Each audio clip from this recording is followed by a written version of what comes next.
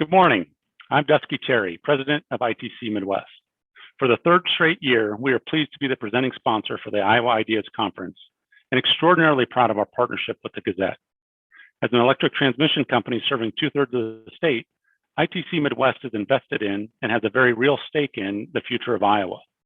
We've supported this conference since its inception because we embrace its mission of gathering hundreds of Iowans together to explore the key questions and the big ideas that will shape the future of our state. ITC Midwest was formed in 2007 to improve electric transmission reliability and increase transmission system capacity in Iowa. And we followed through on that commitment with more than $4.1 billion in capital investments to date. Our investments in the system not only serve the changing needs of customers, they also provide additional capacities to support economic growth and development of low-cost renewable energy resources. Our investments have resulted in a 62% drop in transmission-related outages since ITC acquired the system and began operating it. From extreme weather events such as last year's derecho to the unprecedented transition to renewable energy, from the rapid adoption of electric vehicles to the increasing focus on energy system resilience, the electric utility industry is suddenly in the national spotlight. All of these forces reinforce the critical role of the transmission grid to support the changing landscape and ensure consumers have access to low-cost, clean, and reliable electricity. You know, we often talk about here at ITC about the power of connection, meaning connections are needed to deliver power to communities. There's also tremendous power when people connect to solve problems. Over the next couple of days, I hope you will engage in the breakout sessions, speak up during discussions, and share your ideas to create a brighter future. Open your mind to different points of view as we all work together to come up with the best solutions for making Iowa an even better place now and in the future. I want to thank you for your participation to help shape the future and wish you a great conference.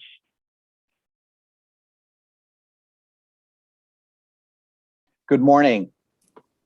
I am Michael Chevy Castronova. I'm the Iowa Ideas magazine editor and business editor here at the Gazette. Welcome to the Gazette's 5th annual Iowa Ideas Conference. It's a beautiful day in the morning, and we're going to get started now.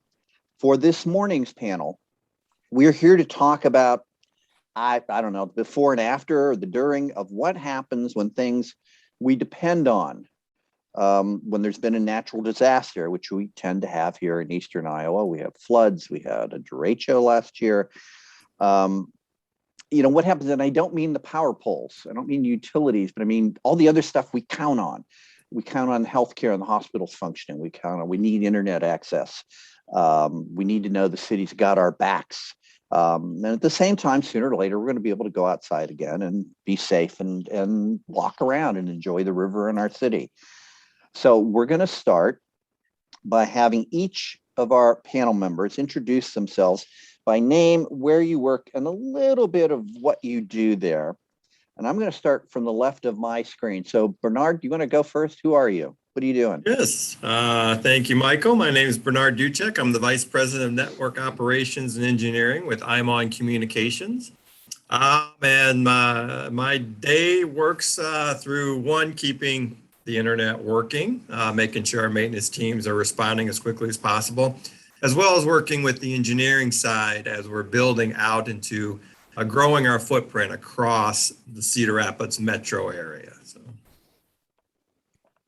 All right, thank you. Casey, you're next. Hey, Michael, thanks for having me today. Casey Greene, I'm with St. Luke's Hospital here in Cedar Rapids, Chief Operating Officer at the hospital. In a nutshell, I deal with the day-to-days of the operations of the hospital. The last 18 months have certainly been interesting and challenging here, involved with many aspects of the hospital. I've also myself and our chief nurse lead incident command. So as you can imagine, we've been largely in incident command mode for the last 18 months with the pandemic, as well as a derecho thrown in the middle just for some fun. Can you give us an executive summary? What instant command, what does that mean? Yeah, it's essentially that we're responsible for the day-to-day decisions. Anything from the procedures will adjust in any given day to visitors we may choose to restrict. It's our immediate reaction to the pandemic that's going on. So it's that real-time decision-making process. Through derecho, we were making obviously many decisions. I can go through some details on that, but much more involved as we lost power, lost internet connectivity, all of that. So it's really making those real-time decisions affecting the operations of the hospital. It's a small group of leaders involved with that. So you were in the hot seat. Yes, you could say that. Yeah. Okay. All right. Rob. Good What's morning. going on? Good morning, Michael. Thank you for having me. I'm Rob Davis. I'm the city's flood control program manager.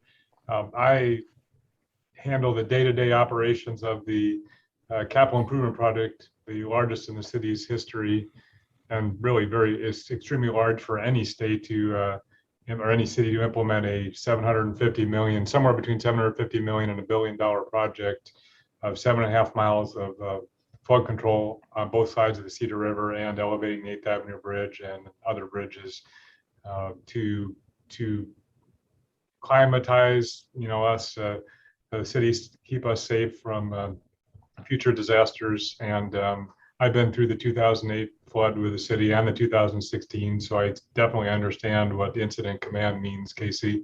And one of our goals is also to protect St. Luke's from flooding from the backside there. So, day-to-day operations, we don't have many people full-time on the flood control system, but I am one of the few city staff that does that on a full-time basis, work to protect us from flooding.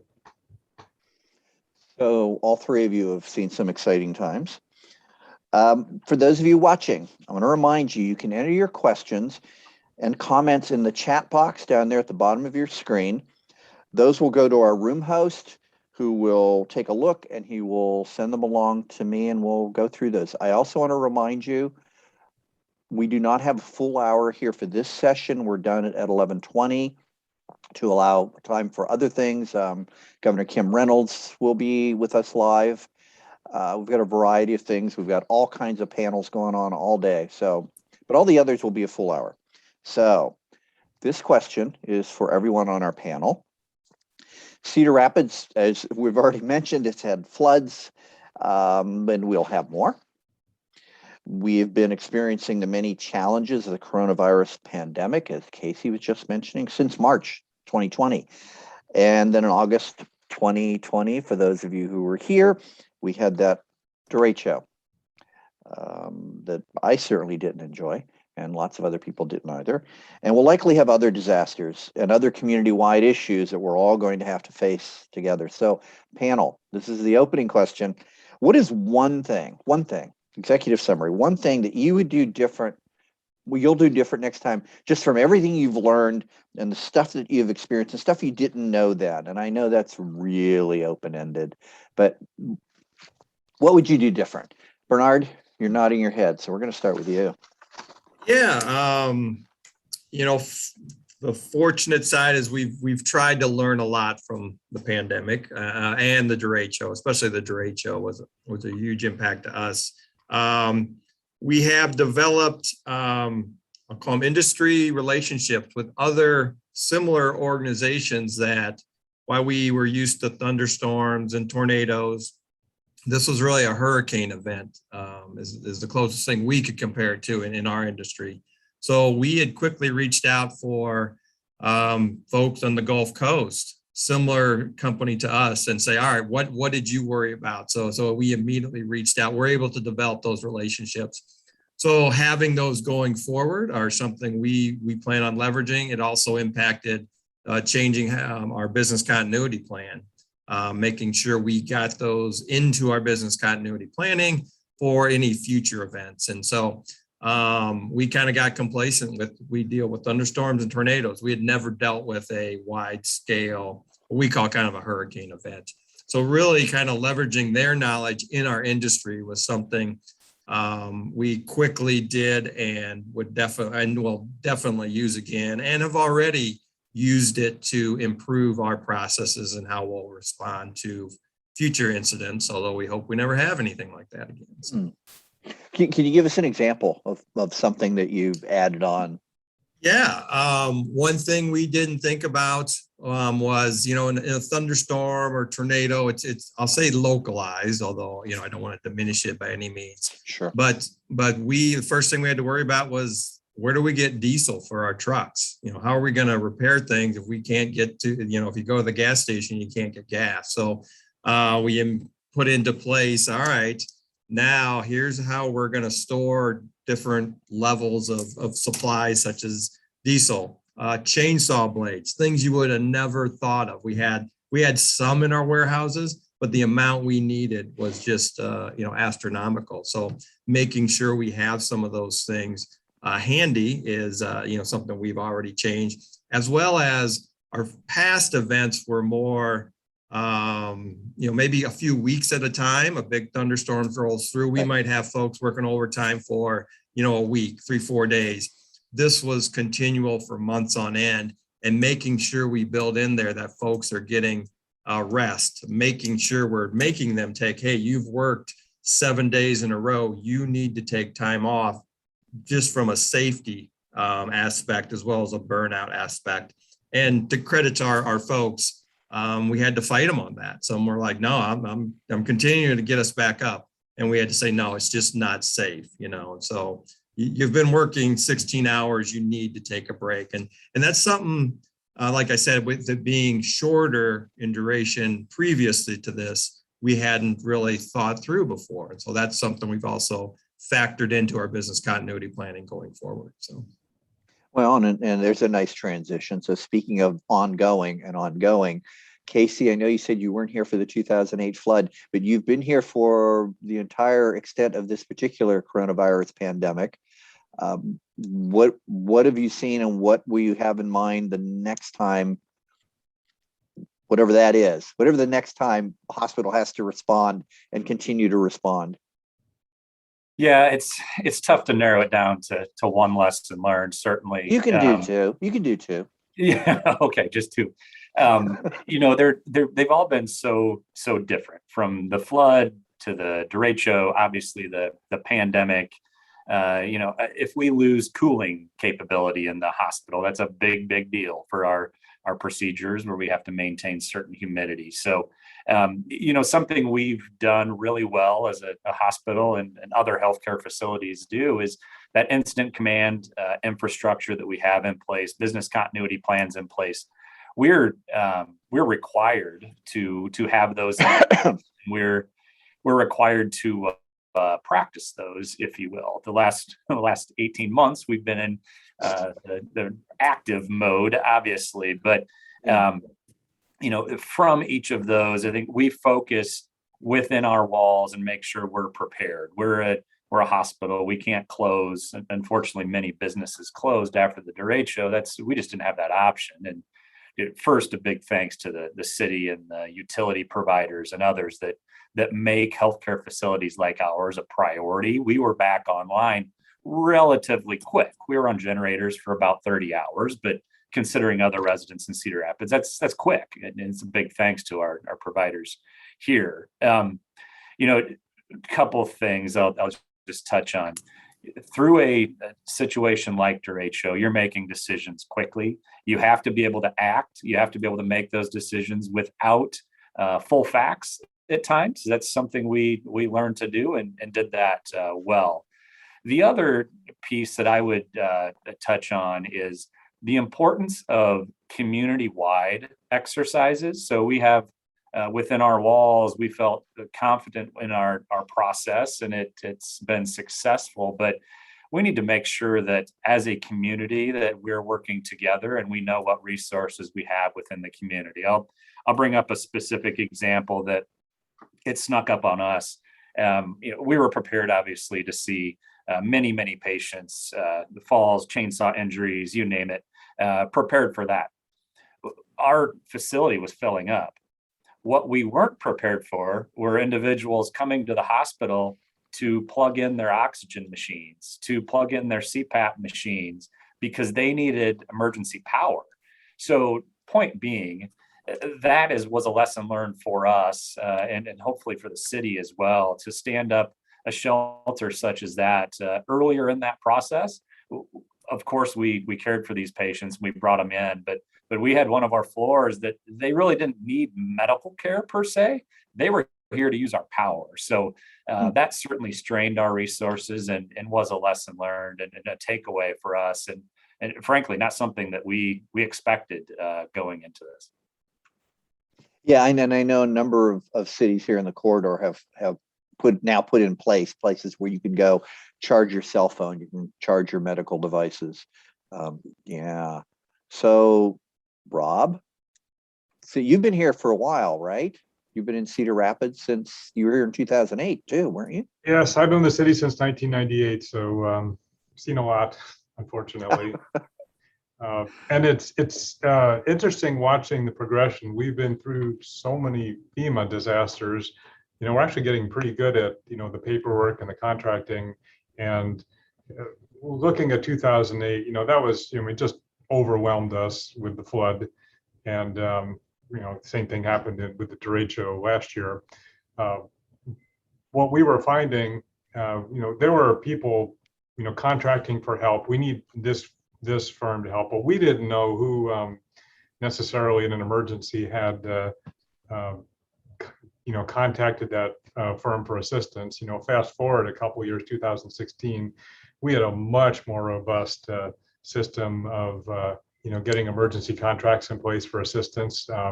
Probably one of the largest construction projects I'd seen was in a 4-day period getting ready to fight that 2016 flood. We spent upwards of $10 million with HESCO barriers, temporary levees, and that was was fairly smooth considering how much work was going on in such a short period of time. And at the end of the day, there really was very little damage. I think the biggest problem we had was cleaning all that mess up from those levees and HESCO barriers filled with sand. But now what we'd like to do, the lessons learned, we're going to have 7.5 miles of flood control, like I mentioned, and a good 5,100 feet of it can have moving parts. And we can't, trust to say, okay, we're having a disaster. We have 48 hours to get this in place to go find the assistance that we need at that point when we're having an emergency. So, preparedness, we got to get from organized chaos to just being organized. So we are working on a plan to, we hired the Engineering Research Development Center in Vicksburg, Mississippi, Department of the Army. They actually had worked on lunar landings and things like that. Help us figure out exactly how each piece would go together, how long it's going to take, what crews we need, anticipate things are going to go wrong like thunderstorms and maybe somebody's not perfectly trained, and lay out the crew sizes we need and who's going to be assigned to what. So we've got that information, and really where we need to go with that for the next step is we know disasters are going to happen, unfortunately. Have those contracts in place with external resources that we need and go through an annual training to make sure they're trained. So when that disaster comes, we have a plan, we start implementing it. And, we've learned that lesson continually. The more organized we are, I think the better flood system we will have. The last thing we want to do is wall the city off from the river. Heck, we wouldn't have to plan anything then, close bridges permanently, just have walls, but we don't want to do that. That's going to, ruin the city for the 99.999% of the time that it's, like today, river's low, sunny, we want to be out and enjoy it. So we've got to figure out a way to have those resources in place ahead of time, contracts in place, and be prepared with proper training before the disaster occurs. Otherwise, we can't have a system that has that number of moving parts and it lets us enjoy the river in the meantime. I want to stay with you here for a minute, Rob, but I want to remind people watching, please do not wait until the final 10 minutes of the panel. You always do that. Don't wait. Get your questions, your thoughts, your comments in now, so we can be sure to address them. So, Rob, you and I chatted, I think it was earlier this week, about the need to protect the city from flooding. You're just mentioning that you don't want to wall the city off. And you had mentioned that Cedar Rapids has pretty much had to, I think you said, blaze a new path. You didn't find a lot of models of what other cities had done. Could you talk about that a little bit? And so what did you do? I mean, I assume you looked to Baltimore and you looked at Pittsburgh, places like that. Yeah, we looked at, we started off with Grand Forks thinking that they would be similar. They had they were fortunate to have a disaster maybe when no one else was, so they got a lot of attention from FEMA.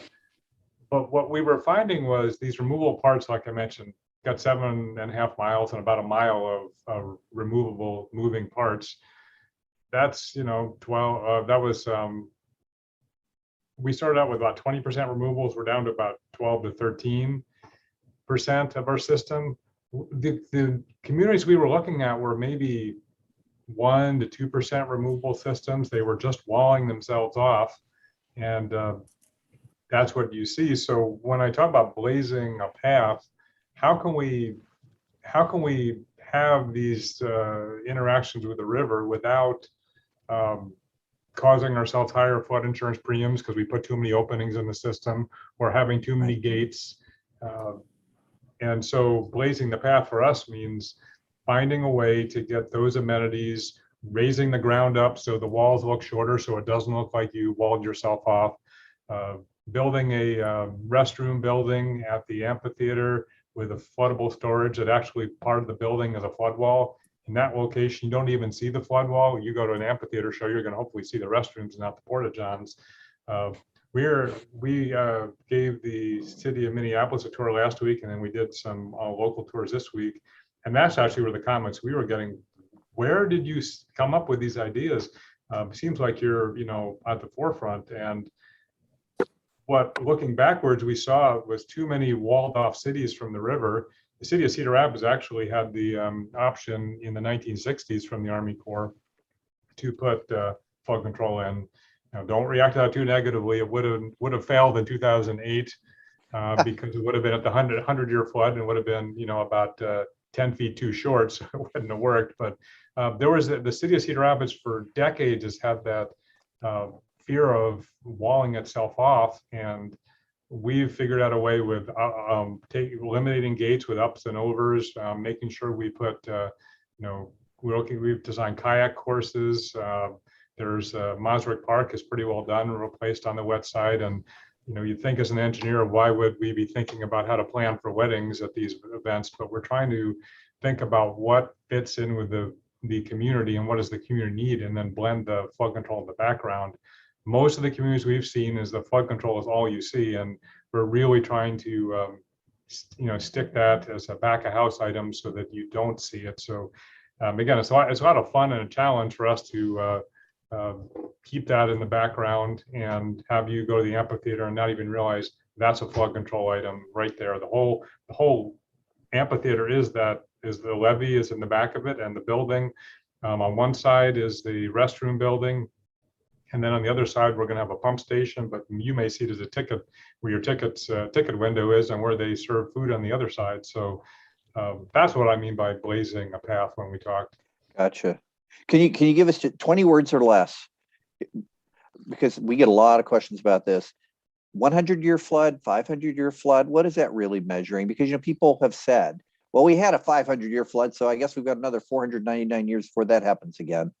It's a percentage chance in any one year that that flood would occur. So if it's a 100-year flood, there's a 1% chance that it'll occur in any one year. So yeah, you don't have to, statistics don't occur on an annual basis. You don't have 90 more to go. You could have two 100-year floods in a row and then go 250 years between. So it's just it's a percentage chance of happening any one year. Thank you. So Bernard, I recall during the Gazette coverage of the Drake Show, one of our reporters called ImOn. You and I talked about this. One of our reporters called ImOn and asked the question that we were asking everybody: when are customers going to have their internet back? When are they going to have cable back? And your spokesperson gave a really good answer. As I recall, it was something like, well, first, the utility poles have to be checked. They have to be working. They have to be upright. Those need to be reinstalled. Electricity needs to be running again. And we're working on it. And it wasn't specific. And, it took many days for some customers, as you know, and I'm sure people watching know, to get their power working again. Walk us through, if you would, how ImOn worked with Alliant Energy, Mid-American Energy, ITC Midwest, and all the others back in August. How did you, didn't see it coming? What do? You pick up the phone? Is the phone working? What do you do? Yeah, no, and I do hats off to Alliant and Mid-Am and all the power utilities. And yeah, we follow power. It's one, because even if our lines are working, our equipment, they don't have power, isn't going to do you any good anyway. But two, it's also a big safety issue. We don't want our folks out there climbing on poles or, trying to put up lines when the power's not being, hey, this is a safe area. But the first thing we did with the, reaching out was there was a joint kind of utility meeting that was called by the city and led by that. So, that was a good thing. But you look at what are the key parts of the infrastructure, whether there are customer or not. So for example, UnityPoint was something we helped get the internet back up, even though they're not a customer, because that's the right thing to do as a community member. And so, at first as a telco, you're like, okay, how do we get the fire stations and the hospitals back up, regardless of if they're using our internet or not? How can we help others do that? And then you really start working with the utilities on, all right, where are they going to fix things so we can follow them, as well as provide them information that if you could fix this pole on this on this corner here, then we could relight up a whole section of town. So that constant providing their information helps them make better decisions as they're doing their repairs and their build out, going through town. So that's how we work together. And it was just continual information sharing that as we were out in the field and see things that they need to be aware of, we'd make sure we got that to them. And then we're getting information from them on where they're doing their repairs so we can plan our efforts right behind them as quickly as possible. When did you actually get the last customer up and running that you know of? And I realize it's kind of dispersed. Yeah, I mean, I believe it was something like 6 weeks. But I will note that's in a temporary basis. The first thing you do is get everybody back as quickly as you can, as safely as you can, as quickly as you can. But most of the city was temporarily back up. Those were not permanent repairs. We spent the next 9 months going through and permanently repairing things and taking the opportunity to, I'll say, harden the network even better than before. So, all right, here's an opportunity. We weren't planning on it, but now let's make sure it's sturdier than before, fixing things we may had not fixed previously. So we took that opportunity to harden the network, as well as we also saw an interesting phenomenon we called the derecho echo, when people started getting out in the spring and saying, all right, I'm gonna cut down that dead tree limb that was hanging there, or whatever the case may be. We had a lot of things, break that we hadn't planned on. You just saw kind of an echo. It wasn't nearly as big, but it took a good 9 months before we could say, hey, we put the derecho behind us. So everything we're talking about, it comes down to four things, right? It's the derecho, it's whatever the next flood is, it's the pandemic, and it's whatever we haven't thought of yet. So it seems like we have a rotation here. We were talking earlier about how in August of last year, there was some talk about, is there going to be another flood? And the good news is that didn't happen here. So Casey, I want to go to you. And again, I'm recalling yet another Gazette story our healthcare reporter did in 2020 about how St. Luke's coped not only with the coronavirus, which was already bringing lots of challenges you had to figure out, but then you had the derecho, and you talked about people coming in to charge their machines. But they were coming in, as Bernard mentioned, with the cuts and the bruises from falling trees and their attempts to dig out. There was, if I remember correctly, some CO2 inhalation issues. How do you plan for all of that? And you told me you have to. How do you do that? I mean, what is the worst case we can think of, and how do we plan for that? How do you do that? Yeah, we certainly do tabletop exercises and prepare for that. It's being in a state of continued readiness, if you will. But just to specifically jump into derecho in the midst of the pandemic, ironically, it was a good time to have derecho if there ever is. So let me explain for a minute. Yes, please explain that. Yeah, so our pandemic, it hit. We had our first wave of inpatient COVID patients in, call it April of 2020. At that point, we delayed a lot of our procedural patients because we had concerns with PPE. We were slowing down some of our operations to create capacity for these COVID inpatients everyone was expecting. So if you remember, during summer of 2020, it really came down quite a bit. So picture in the hospital, we had extra emergency room overflow space set up to prepare for these COVID patients we were expecting. We had procedures stopped. That creates additional staff to care for patients. So we had all of this preparedness. The COVID wave really hit in November of 2020. That's when we reached our peak of COVID inpatients. So August, we had prepared, we had extra overflow space ready. You can't prepare for a derecho. That it certainly hit everyone, took everyone off guard. But ironically, the timing of it was in some ways ideal because we did have that space prepared to deal with the record-setting number of ambulances and ED visits and everything that we had hit. So in that way, it was a little bit of a blessing in disguise. You plan for it, obviously, by practicing in the pandemic type of events and emergency type events like I touched on. But specific on derecho, kind of what we experienced, this may be interesting to tell you in the public. We were on generator for about 34 hours. So we had we lost our outside feed. We have dual feeds, of course, for power. We lost both. So we were standalone on generator for about 34 hours. We went through 15,000 gallons of diesel fuel to run our generators at that time. So Yikes. we were thinking about how do we get those? I think Rob touched on it. How do you get fuel in for those generators? We didn't know how long we were going to be running. Our electronic medical record, you can imagine this is the source of truth for our patients.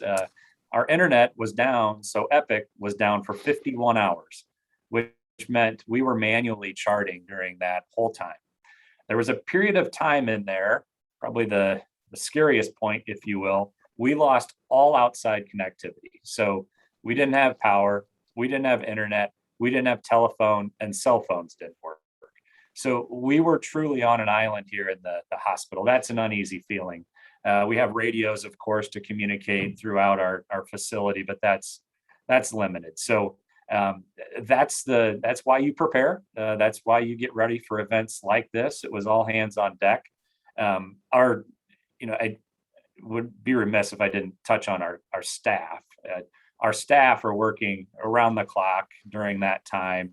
And remember, many of these staff members have a hole in their roof at home. They have a car that's Right. crushed, and they're coming to work and showing up every day to support our community. So our staff are so resilient. And this was in the midst of a pandemic where you're already tired. So really, really proud of our staff and our ability to pull together. A few other things with the derecho, some kind of fun facts for you.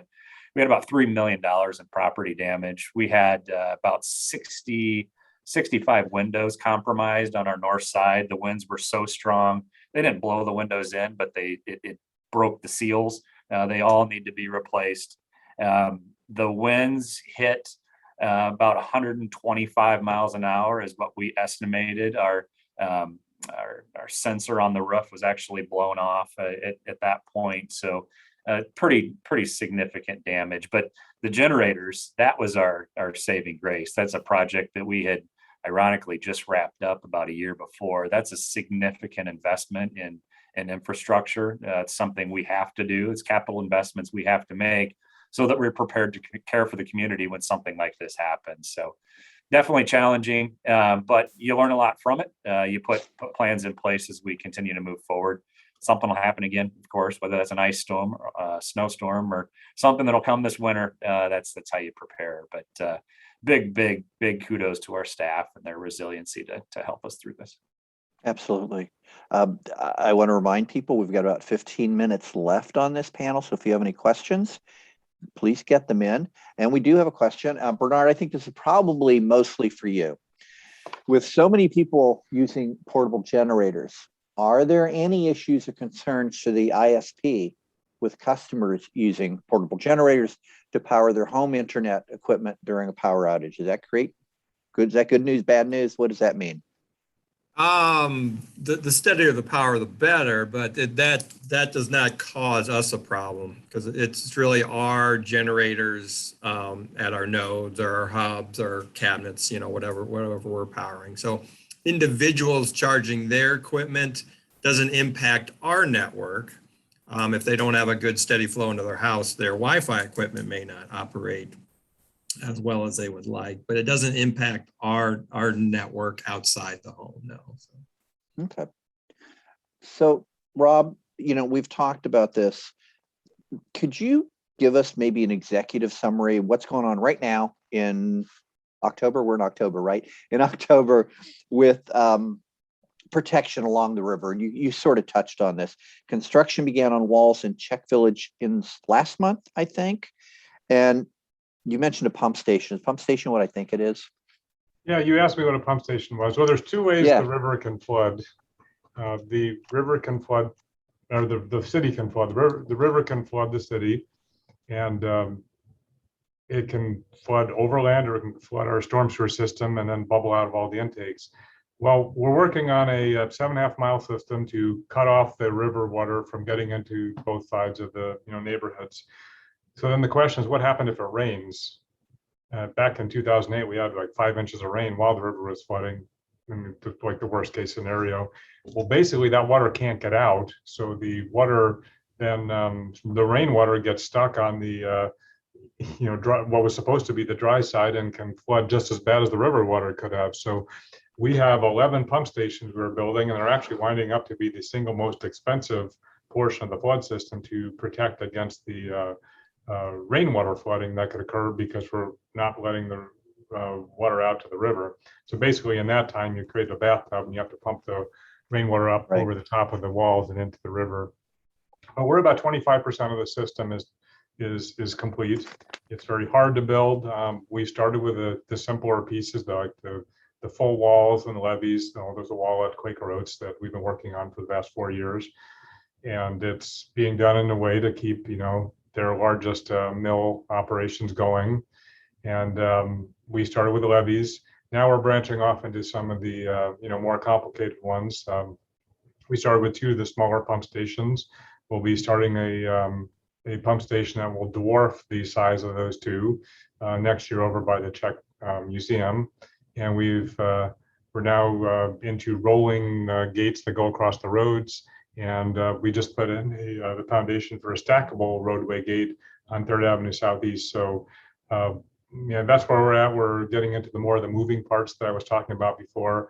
And we'll still work on the levees, like I said, but I think at this point now we've got our feet wet, and we know how to get the more complicated ones done now. Feet wet is a nice analogy. Yes. Hey, so Bernard, I saw on LinkedIn you have a master's in organizational leadership. Is that right? And yes, I do. Okay. And so how did that play in? What skills did you use from that? You've got, are there about 100 employees? And I'm not really sure. I think it's about 100. We're about getting close to 150. So okay. Yeah. And so growing quite a bit. Unfortunately, I skipped class the day they were covering derechos, so I'm not sure that helped a lot. But how you handle a large unexpected change, I think Casey talked about it, is fairly consistent. One, we have a great staff here, so as an organization, making sure you hire the right people with the right skill sets is a key to that. Well before any disaster hits, just to be a good business. But then after that hits, it's really as a leader, making sure people, and yourself included, take a moment just to breathe. Just let's just breathe. Let's make it. Is everybody alive? Is everybody accounted for? And then you really need to get the team focused on what you can control, because it's so easy to get caught in the, oh my gosh, our whole network's down. It's going to take us months and months. We'll never get this back. All right, let's focus on what we can control, and not worry about what you can't control at the moment. So what we could first control is, we're going to run out of gas for our diesel trucks. How do we get diesel here? And that's something very tangible people can get behind and start, I'll say, checking things off the box or start accomplishing. And then you just build out from there as your sphere of control starts to grow. So for example, we had to wait for the power companies. We can't control them, but we can certainly control the information we're getting to Alliant and Mid-Am of where we have things down, what would be helpful. And then as they start repairing, they're getting power back to sections, we can now start controlling, okay, we can go into that area and begin to do repairs. And so then as your sphere of control grows, then that's what you keep people focused on. And really that builds the momentum of people seeing things get accomplished. I'm not focused on that this is a big disaster so much as, yep, I've accomplished what I needed to accomplish for today. Tomorrow we'll make some more decisions and we'll accomplish some more stuff. And this day after day, then week after week, month after month, and you start seeing, light at the end of the tunnel. So, Yeah, if we were in an auditorium having this panel, that's what I would have asked. Because the reason I wanted you to talk about that was, I know we probably have a lot of businesses here. We have a lot of managers, and I would have asked for a show of hands. How many people are you running a business or supervising people? And here's how maybe you can think about the next time we have some thing like one of these many things happening.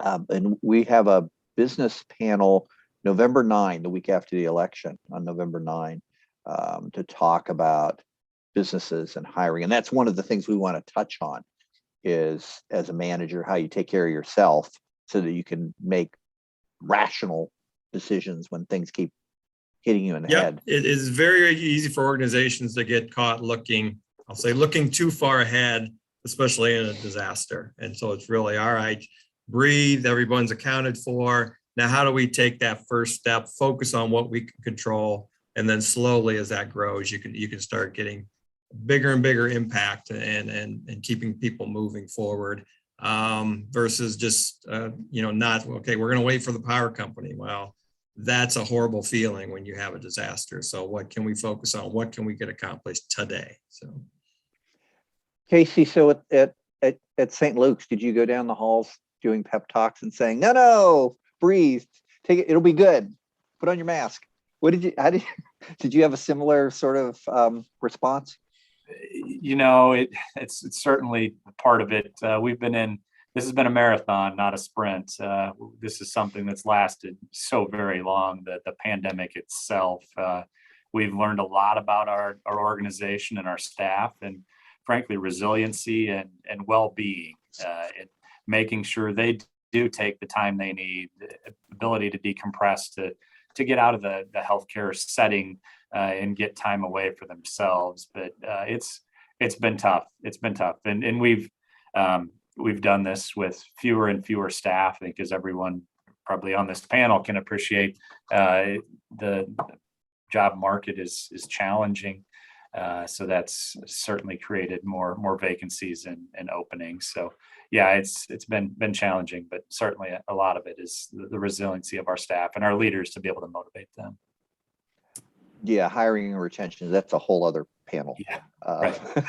So Rob, I don't know how many people you actually oversee at the city, but I got to think that they're engineers mostly, right? And crew, and they probably needed some bucking up. How'd you keep your head clear to do that? Well, there's different kinds of disasters, and the derecho, affected everybody. And I will tell you, I probably wasn't super popular in 2008 because, we impacted 13% of the city was underwater, something like that. Well, there were still 87% of the city that still needed some services. And, I had said, relax, just like, take a breath, just like everybody else did here. But, don't forget about the rest of the city as well. You know, we have 1,350 employees, and we still need to make sure that we're providing some of the service to the rest of the area. And so I was saying, as an engineer, let's think about where we can best, you know, put our services. And during the immediate part of the flood, we were, you know, kind of figuring out what do you got to sandbag here, you know, where do we need to evacuate, things like that. But then, you know, I kind of transitioned into, we will get our shot for rebuilding the city, but right now, let the maintenance people do what they need to do. We'll go back and be engineers and make sure the rest of the 87% of the city doesn't have a disaster at the same time. So everybody it was very emotional for people. They all wanted to jump on the front lines and you know, help people muck out their houses, for example. And as I said, I wasn't super popular because, like, you know, stay back, don't forget about other things we have to do too. You know, your time will come. Everybody wants to, you know, get in there, but you know, we just can't throw disorganized resources at trying to help. For the derecho, we called up reporters who were retired. We called up former reporters. We had one who had moved to Wisconsin, and we had to drive back. We used everybody, and the same thing in 2016. And you're right. I remember having to send people home. Okay, that's enough for today. You're not helping me. Go away. Go take a nap somewhere. So I hear you. So, Casey, let me ask you this. And this is not a political question. It's going to sound like it is, and I don't mean it. But let's say, I don't know. Are you planning? Are we going to have the corona? And I'm not asking if we're going to have the coronavirus forever and ever in the foreseeable future. But surely you've thought about this is a long-term issue. How do you deal with that, and how do you plan for that? And what are you thinking? Hire as many nurses as you can find? Yeah, that's a big question. We're dealing with the facts we have now. I'm not going to predict, but the data says we're peaking now in terms of our latest wave, and hopefully on our way down. The challenge with coronavirus is, and what we're seeing right now, I mean, just a few rough numbers. April 2020, we had pushing 100 inpatients with coronavirus, no vaccines available. It came down, obviously, April of 2020, we had about 25 patients. November of 2020, we peaked at almost 100. We've come down since. Now we're back up to around 20 to 30 patients any given day with COVID. So general public thinks, or would seem we should be okay with that number.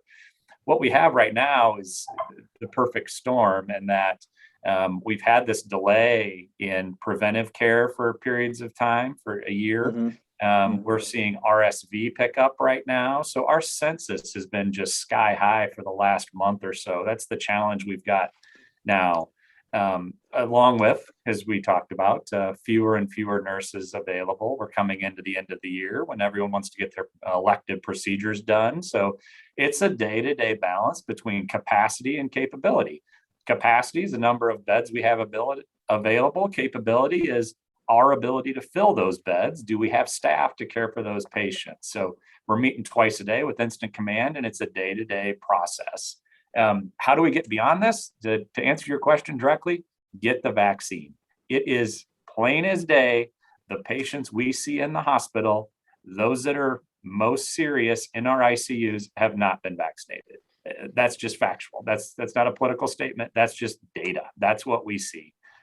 Vaccines make a difference, and they're certainly helping our numbers. As I said, we've seen our COVID numbers come down as more and more of the population get vaccinated. But that's just the facts. We don't see a whole lot of vaccinated individuals coming into the hospital. Some do, of course, but that makes the biggest difference. Just like your flu shot, the flu shot helps prevent the flu. It's factual. The COVID vaccine works. Okay. All right. We're at the 2-minute warning. It's time for the speed dating portion of our panel. This is for everyone. I'm going to start with you, Bernard. Next time something bad happens, and we've talked about a bunch of bad things, will we be ready? Will you be ready? Yes, ImOn will be ready. I have utmost confidence in our staff. Two, we've been able to improve our business continuity planning. We continue to harden our network. And while I can't say I don't know what it will be, I have the utmost faith in the Eastern Iowa community. Just the people here are awesome and just jump in when any of these disasters happen. So yes, we will be ready. Rob, City of Cedar Rapids, we're going to be ready. Absolutely. We've, from a flood standpoint, we've had to practice so many times. We can have a flood several feet above major flood stage and the community doesn't even know it. So we've got a good interim plan before we build the whole system. And we talked about incident command before. The city's got a good incident command system in place. Should it be a more broad disaster like a derecho? So yeah, we are ready. All right, Casey. Yeah, we're ready and in it. Yeah, absolutely. Yeah, we're getting better each day. That's what it's all about. Continued preparedness and continuing to learn from these types of disasters. As I said before, our team members are the ones that make it happen. They show up every day. It really making a difference for our community. We'll absolutely be ready, and we're here to support our community through this, whatever comes next. All right, Boy Scout motto: be prepared. All right, that brings us to the end of our time. I want to thank all three of our panelists. Thank you, gentlemen, for being with us this morning. I want to thank everyone who joined us here to watch. Remember, we have lots more panels lined up throughout today and tomorrow too, by golly, including the governor and Kelly Garcia and all kinds of great panels and great interviews. All these sessions are being recorded. So at the end of the day, Friday, if you find there's something you missed that you really wanted to watch, check back at our site at the Gazette at iowideas.com. You'll be able to catch them there. I want to thank everybody. Thank you all. Watch some more panels. Have a good day. Have a really good day. Thank you. Thank you. Thank you. Bye.